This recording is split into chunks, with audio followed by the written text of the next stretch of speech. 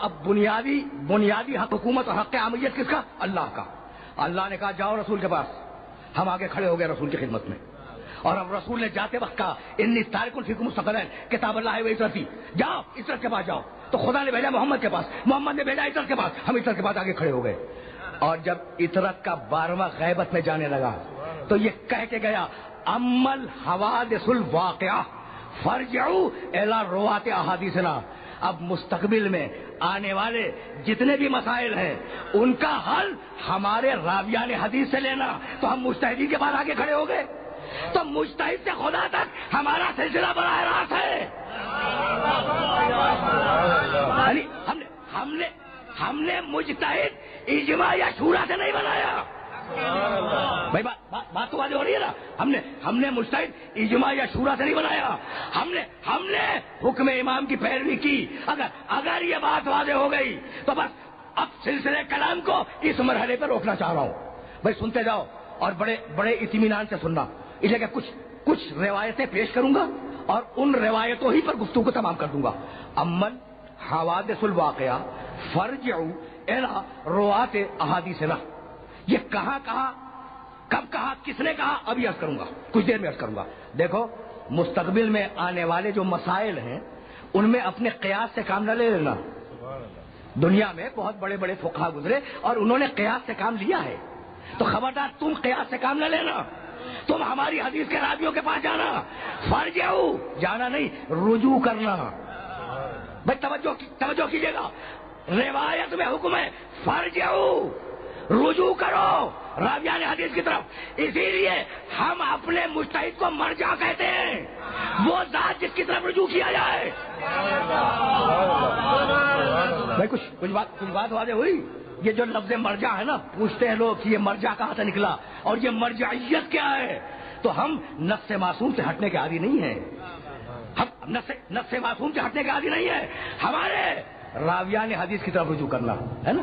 اچھا, اور کیا کرنا؟ یہ روایتیں سنتے جاؤ, بڑے اطمینان سے سنتے جاؤ. اور کیا کرنا؟ امام جعفر صادق علیہ الصلوۃ والسلام نے ارشاد فرمایا, روایت تفسیر امام حسن عسکری علیہ السلام میں موجود ہے.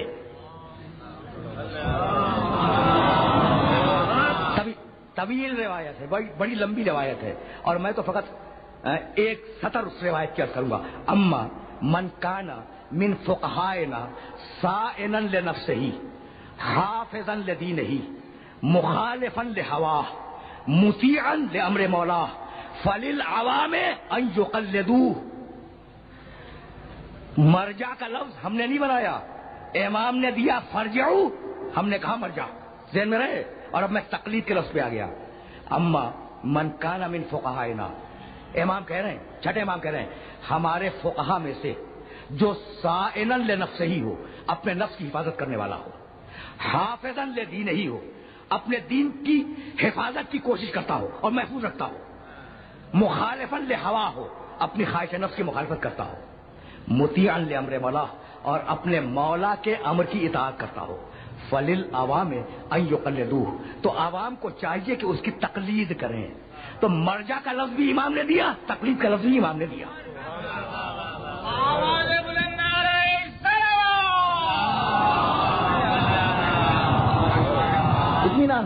اطمینان سے سنتے جائیں. اور ظاہر ہے کہ کچھ عرض کروں گا, 2 جملے ہی عرض کروں گا, لیکن اس سے زیادہ اب دامن وقت میں گنجائش نہیں ہے. بہت کافی وقت ہو چکا ہے, یہ بات مکمل ہو جائے.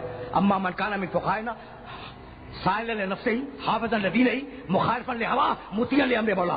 پہلی کوالٹی کیا ہے مجتہد کی؟ نفس کی حفاظت کرتا ہو, نفس کو بچاتا ہو گناہوں سے, پہلی کوالٹی. دوسری کوالٹی کیا ہے؟ حافظا لدینہ, دین کی حفاظت کرتا ہو.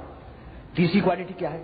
مخالفا لہوا, اپنے خواہش نفس کے خلاف کام کرتا ہو, دل کچھ چاہ رہا ہے اور وہ اس کے خلاف کرتا ہو.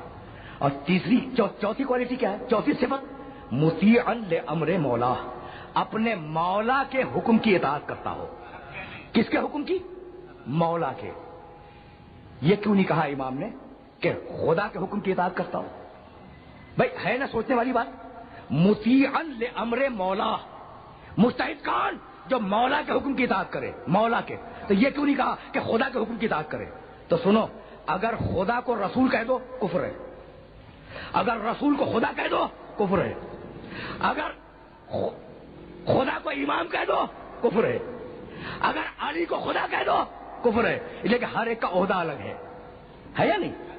رسول رسول ہے، خدا خدا ہے، رب رب ہے، امام امام ہے، توجہ رکھیے گا. لیکن مولا ایسا لفظ ہے جو تینوں کے لیے بولا جاتا ہے. سیدھی اور آسان زبان میں باتیں کر رہا ہوں. اور یہ بات بھائی غدیر خم میں پیغمبر نے کہا یا نہیں اللہ مولایا، اللہ میرا مولا ہے، وَأَنَا مَوْلَى الْمُؤْمِنِينَ، اور میں مومنوں کا مولا ہوں، وَمَنْ كُنْتُ مَوْلَاهُ فَهَذَا عَلِيٌّ الْمَوْلَى. غدیر کے بغیر تو مانتے ہی نہیں. کیسی ہو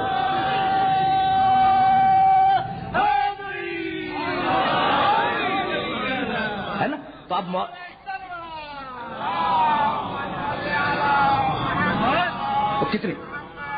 کتنی بلاغت ہے، کتنی بلاغت ہے کلام معصوم میں، حدیث معصوم میں، کہ جو مطیعا لامر مولا کہا، مولا کا لفظ کہا، خدا کا لفظ نہیں کہا، کہ وہ اطاعت کرتا ہو اپنے مولا کے حکم کی. مولا اللہ بھی ہے، مولا رسول بھی ہے، مولا آل محمد بھی ہے. تو تینوں میں سے کسی ایک کی اطاعت سے باہر نہ ہو.